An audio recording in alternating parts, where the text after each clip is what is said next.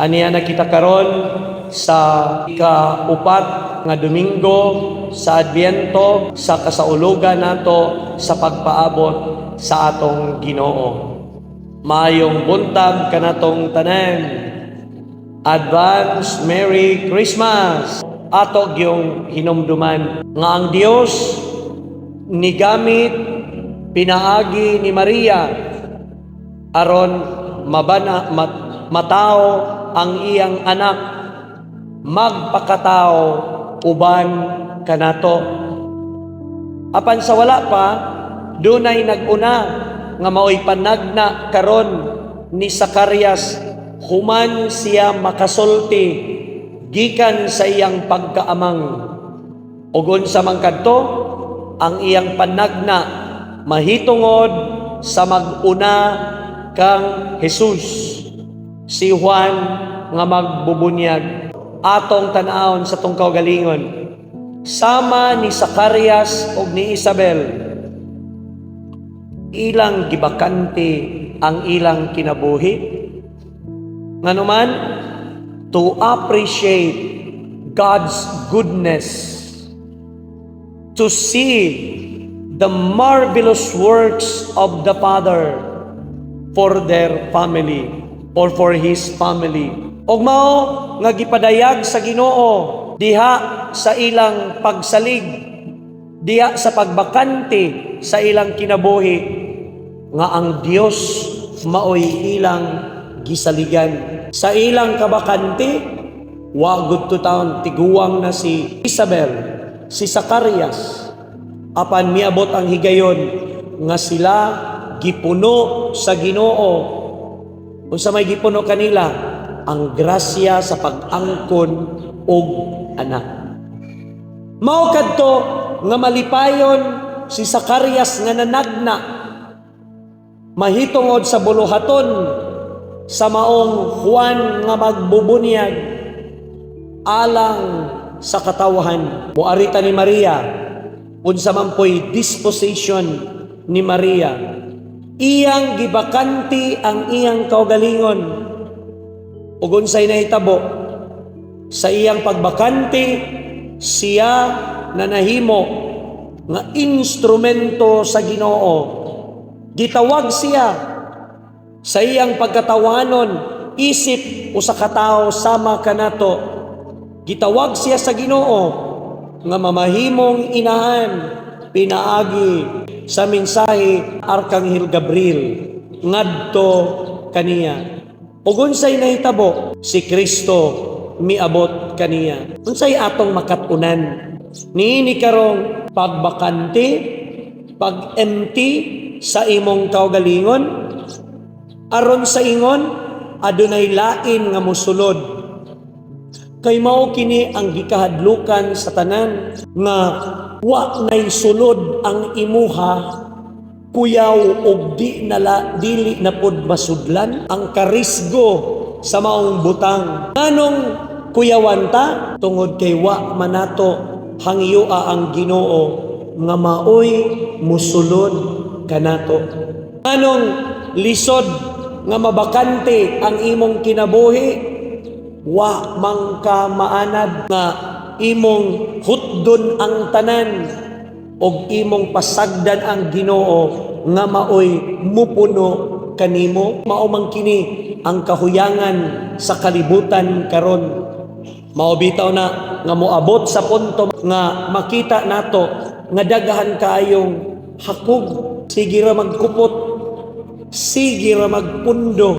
Na mangutana ta, naa na may daghan nimo, saon man sa Ginoo sa paghatag nimo, puno naman ka, umaapaw. Sa ato pa, di na masudlan. Ato punong saghaan, atong bakantihan, kung pwede ba ang Dios musulod diha kanimo. Nagpasabot, ikaduhang punto, nga dili ta andam nga ang Ginoo maoy mudala nato. Munay kuwang sa tao.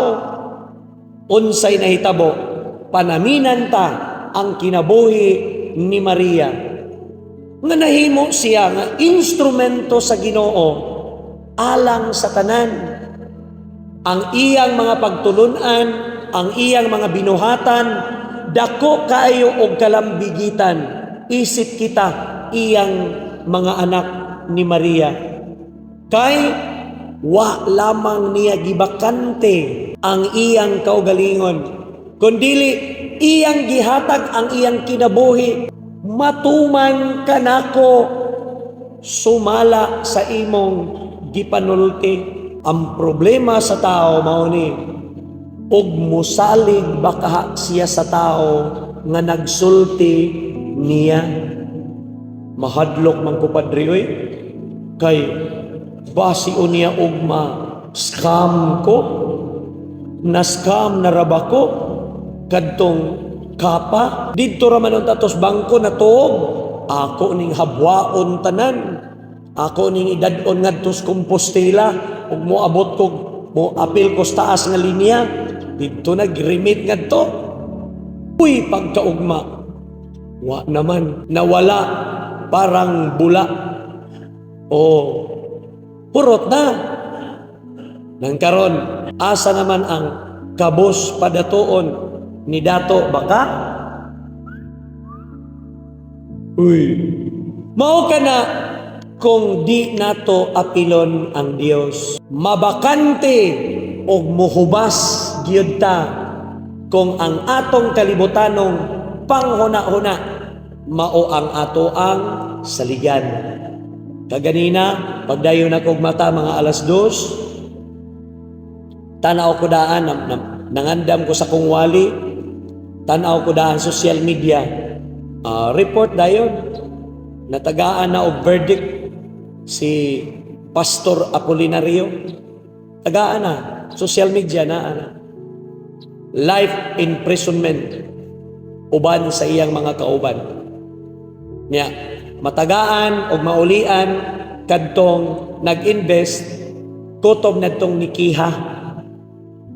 Nya ako ani padre, wa man kamo file og kaso, so wa kay labot.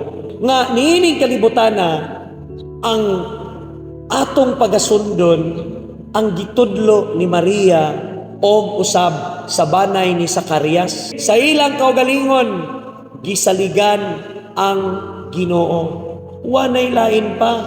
Mangutana ka sa imo kaugalingon, maayo unta padre oy, makadawat kog pinaskuhan rong Pasko. Mangutana ko, kiniguli ni mo ron sa inyong balay, palihog ko noog ablihi ang inyong aparador. Kay murag tuang adto ang mga ukay-ukay nga inyong gipamalit dias bangketa, inyong gibalihig sa inyong drawer. Palihog ko no, tan-awab tagsa-tagsa og asa ang dili na mapaigo nimo.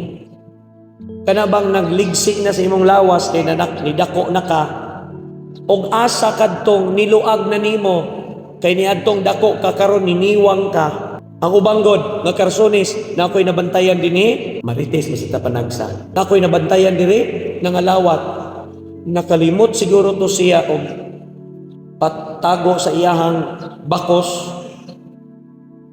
Niwang naman siya. Ang iyang bakos gamit niya. Uy, ang iyang bakos na piyapi nito, na pilo nagmayo niya kadtong iyang karsones, mura nagnay mga pinilaan, lain kaayo tan-awon. Ngayon ko, mauni ilhanan sa taong Hakob nga bisag luag na ang iyang karsones, gisulob ra gyud gihapon. Ang nindot ani unta, iya na ning ihatag. So mao na mga igsuon, mao na ituyo sa Ginoo nganong atong basiyuhon. We have to empty our hearts to make God fill in the emptiness in us, and we will become full of grace. Puno sa grasya mga igsuon. Nan, mao man ay gikahadlukan sa uban. Uroy padre manghatag kog pinaskuhan ron gikan sa akong aparador nga daghan kaayo. Manghatag kog mga pagkaon gikan sa akong refrigerator. Tagambayarong Christmas party. Oh, nya ang uban manamagbangon silang balay, ibutang sa refrigerator, uy palihog. ihabwa na oy, ipanghatag na sa inyong silingan, nya pamalit mo sa merkado na may daghan dito, mga barato pag yun. So habwai ang imong aparador, posta o kung wala na diay gift wrapper, aposta na lang newspaper, kung wala na lain, ihatag sa manaygon ron. So kana, mao'y maanindot na pamaagi, nga diin atong ma-express ang love of God, His revelation of salvation to all of us, my brothers and sisters. Umao kini ang paagi nga ang Dios nagmantala sa iyang kaugalingon nga kitang tanan angayan takos nga mudawat sa iyang grasya niining kasaulugan sa iyang pagkatao. Og manghinaot nga unta ang panalangin sa Ginoo magagabay kanato sa tanang higayon diha sa pagkabag-o sa atong kaugalingon og sa pagdawat nato sa sa iyang panalangin. Mahinungdanon nga kanato anaa ang kalimpyo sa kalag ug lawas. Ano mayong kag hinay man kaayo ang grasya mo sulod, wa namang gyud ngano man tungod sa sala nga maoy nagbabag. Ang pagkawala o grasya tungod sa sala. Unsa himon? Nindot nga sa dili patamudawat sa Ginoo, musugat niya sa pasungan, nangumpisal ta, nalimpyo ang atong kalag aron sa ingon, umaapaw na grasya ang atong madawat gikan kaniya. Amen.